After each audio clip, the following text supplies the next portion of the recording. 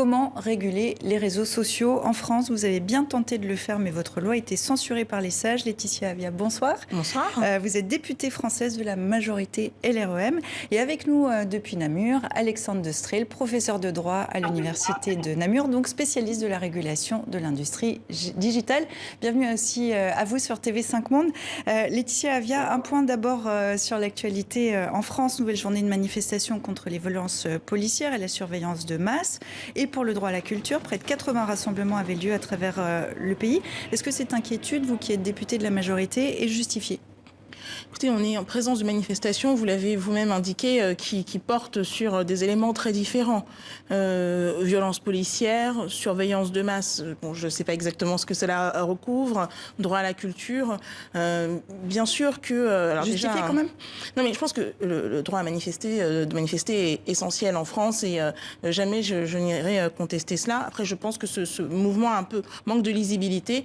Ensuite, si la question c'est est-ce que oui, on a soif de culture et on a envie de pouvoir rebénéficier bientôt de nos lieux culturels, je vous dis bien sûr à 100%. Évidemment. Alors, la loi sur le séparatisme, rebaptisée Confortant les principes républicains, arrive en commission parlementaire lundi. Les députés s'y pencheront en début février.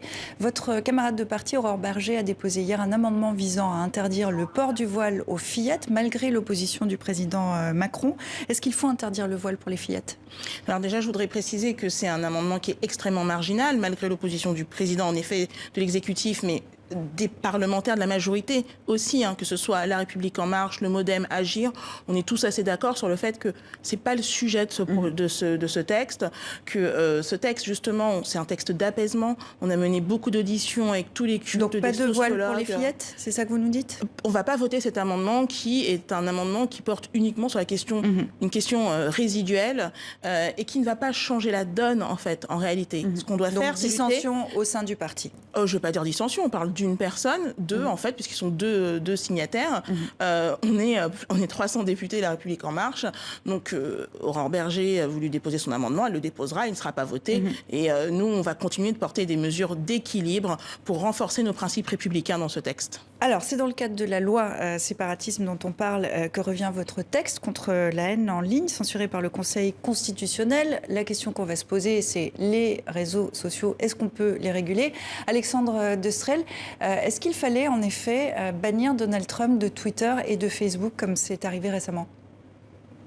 Voilà, bonsoir. Moi, je crois que les insurrections du Capitole, c'est un double échec, en fait. C'est un échec pour les plateformes qui, effectivement, n'ont pas suffisamment modéré par le passé certains propos et qui, puis, tout d'un coup, interdisent Donald Trump. Donc, c'est un peu le tout ou rien. Mais c'est aussi, je pense, un échec de la puissance publique qui n'a pas suffisamment régulé ces plateformes. Et donc, pour répondre à votre question, je pense que la décision de Twitter est trop radicale. Ils auraient dû plus intervenir avant et peut-être s'en référer à la justice américaine, car c'est une question de droits fondamentaux et il me semble que c'est plutôt la justice américaine qui aurait dû décider cela qu'une entreprise privée. Laetitia Avia, c'est un tournant quand même ?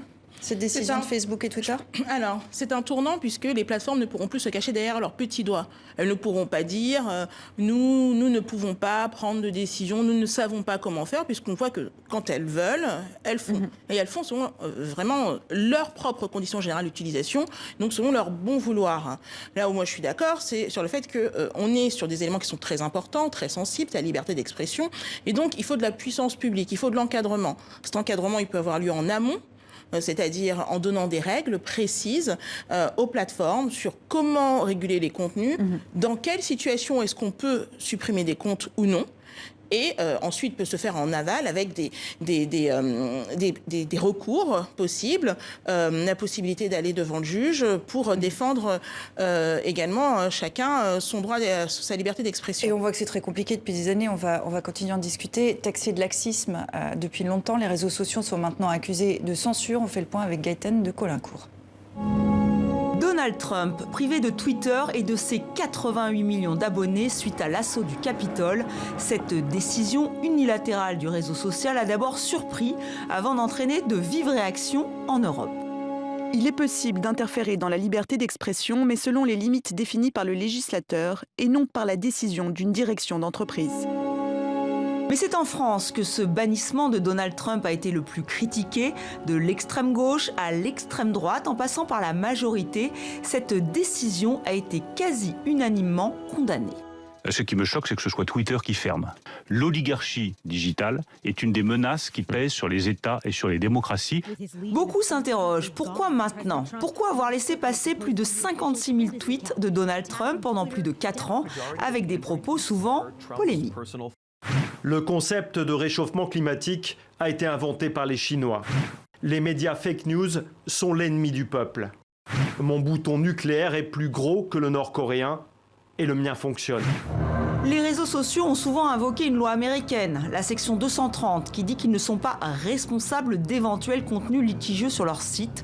Aujourd'hui, le fondateur et patron de Twitter assume sa décision de bannir Donald Trump, mais il reconnaît qu'il y a un malaise.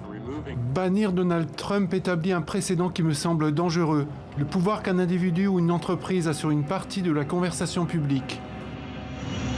Surtout que les plateformes ont suivi, Google, Apple et Amazon ont décidé de geler Parler, le réseau social où avaient trouvé refuge les partisans de Donald Trump. Ces derniers ont trouvé la parade, ils se sont rabattus sur Gab.com. Cette plateforme réputée proche de l'extrême droite dispose de ses propres serveurs. Alors en France, la fermeture du compte Twitter de Donald Trump relance la loi Avia qui porte votre nom sur les contenus haineux diffusés sur Internet. Elle a été censurée par le Conseil constitutionnel. Votre loi obligeait les réseaux sociaux à retirer dans un délai de 24 heures les contenus illégaux, une mesure jugée incompatible avec la liberté d'expression. Est-ce que cette actualité aux États-Unis, vous pensez, va changer quelque chose ? Alors, ce que ça change, c'est la prise de conscience, je pense, collective, sur le pouvoir qu'ont aujourd'hui les plateformes dans la capacité à gérer notre liberté, notre capacité d'expression. Elles décident ce qu'on peut dire, quand, comment. Et nous, on veut dire, c'est à nous de décider ce qui ne peut pas être dit. Et donc, dans ce cas-là, comment est-ce qu'on peut agir contre ces contenus?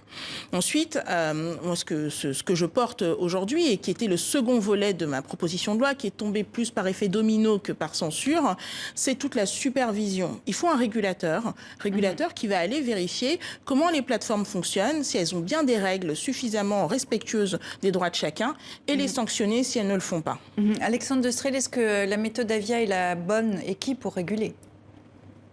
Alors, moi, je pense que la méthode Avia est la bonne, mais le tout, c'est une question d'équilibre. Et je pense que c'est pour ça que le Conseil constitutionnel a retoqué la première version, si on veut. C'est peut-être que ça allait peut-être un peu trop loin dans l'interventionnisme. Et donc, je crois que c'est la bonne méthode, mais il faut trouver le bon équilibre et laisser la main in fine aux tribunaux d'État et non pas demander aux plateformes de retirer elles-mêmes trop vite. Mais qui pour réguler alors? C'est cette question qui se pose aussi. Alors, ça peut être un régulateur, comme par exemple le CSA, comme c'est proposé, comme c'était prévu dans la loi, et des tribunaux judiciaires.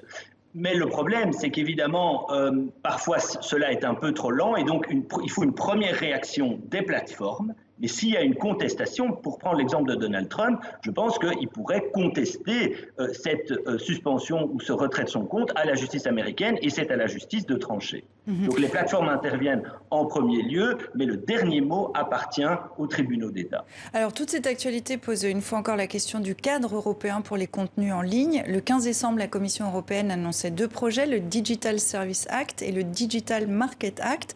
Ces textes ne sont encore que des propositions de règlement européen. Alexandre de Strel, pour les adopter, le parcours législatif prendra au moins 1 an et demi. Est-ce que le temps politique est trop long par rapport à la réalité numérique ? Non, je ne pense pas, parce que le temps politique européen, c'est quand même une démocratie transnationale et donc il faut que les différents intérêts, les différents pays puissent se prononcer et 1 an et demi, vous savez, ces plateformes, elles existent depuis 20 ans, donc ça ne me semble pas, et elles sont là pour, à mon avis, encore de nombreuses années, donc ça ne me semble pas excessif et je préfère qu'on prenne un peu plus de temps pour une bonne loi que rapidement une mauvaise loi qui serait retoquée par la juridiction, par la Cour de justice, par la Cour de justice européenne. Et je pense vraiment que l'objectif de ces 2 lois dont vous parlez, c'est reprendre le contrôle de l'espace numérique public. C'est vraiment ça l'objectif, to take back control, pour paraphraser Johnson, mais dans un autre cadre. Et c'est plus spécifiquement les limites que l'on a pour maintenir notre démocratie, car la démocratie, ce n'est jamais acquis, qui existe dans le monde réel. Il faut avoir les mêmes limites dans le monde virtuel. C'est vraiment ça l'objectif. Laetitia Avia, la France toute seule, l'Europe toute seule n'y arrivera pas. Alors l'Europe, c'est vraiment la force, la puissance qui va nous permettre justement de pouvoir créer ce cadre de régulation et un cadre surtout protecteur des internautes. Mais en effet, moi je pense qu'il y a urgence et c'est pourquoi le gouvernement a déposé dans le cadre du projet de loi dit séparatisme, qui renforce les principes républicains, un amendement qui reprend les principales mesures du Digital Services Act, donc tout ce qui porte sur la régulation des plateformes. On va leur demander d'être transparentes, on va leur demander d'appliquer les lois, on va leur demander d'avoir suffisamment de modérateurs, y compris des modérateurs humains. On va leur dire que lorsqu'elles suppriment des comptes, comme c'est le cas de Donald Trump, eh bien, elles doivent le faire selon des règles préétablies et proportionnelles. Et ça, on va le débattre dès la semaine prochaine à l'Assemblée nationale. En commission, puis les députés. Mais vous voyez bien que les plateformes, aujourd'hui, sont plus puissantes que les États. Mais ça fait des années en fait qu'on tient le même discours. Mais elles se considèrent comme étant au-dessus des États. Et donc là, cette bataille, c'est presque une bataille civilisationnelle. C'est une question de souveraineté. Est-ce que ces plateformes sont supranationales ou est-ce qu'elles sont des multinationales qui doivent répondre de nos lois? Et bien sûr, moi je vous dis, c'est le second. Elles doivent répondre de nos lois, nous devons imposer nos lois, c'est une question de protection de tous. Et c'est une vraie bataille difficile, mais qu'il faut mener. Alexandre de Strel, est-ce que, en effet, les plateformes sont plus puissantes que les États? Et est-ce qu'en effet, vous êtes d'accord, c'est une question de souveraineté aujourd'hui? Absolument, c'est une question de souveraineté et qui ne pourra être gagnée qu'au niveau européen. Maintenant, je suis un peu plus nuancé sur le fait que les plateformes, elles sont un peu perdues et elles sont en demande. Et je pense que tant ce qu'a dit le boss de Twitter cette semaine, mais ce qu'avait dit Zuckerberg, le fondateur de Facebook il y a quelques mois, ils sont en demande de règles. Donc moi, je pense que c'est grâce à un partenariat entre la puissance publique... Alors, pardonnez-moi, vous n'êtes pas d'accord. Pas du tout. En effet, moi je pense que les plateformes veulent fixer leurs propres règles. Et je crois que tout ce que nous voyons récemment montre bien que tant qu'elles fixent les règles, tout va bien. Quand on leur impose des règles, c'est là que la donne change, mais considérablement. Alexandre de Strel, je vous laisse répondre et conclure rapidement. Mais je pense que c'est d'un partenariat entre les plateformes et la puissance publique que la solution viendra.